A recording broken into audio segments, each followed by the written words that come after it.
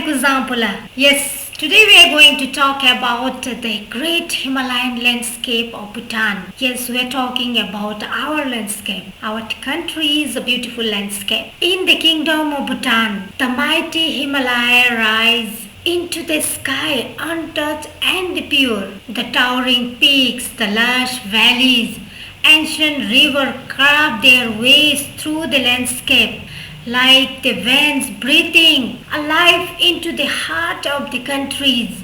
Mountains are more than just a backbone. They are scared, alive with the so many stories of a God and the Spirit, standing, watching over the Bhutanese people's culture, their love and the affection towards the nature, the beauty of landscape, from the snow peak to the deep forest valley below. The Bhutanese landscape are a peaceful, calm, scenic place in the middle of the busy or unpleasant environment. Discover the serenity in the untouched beauty of Himalayas. In Bhutan, the peace is not just found in a quick bite.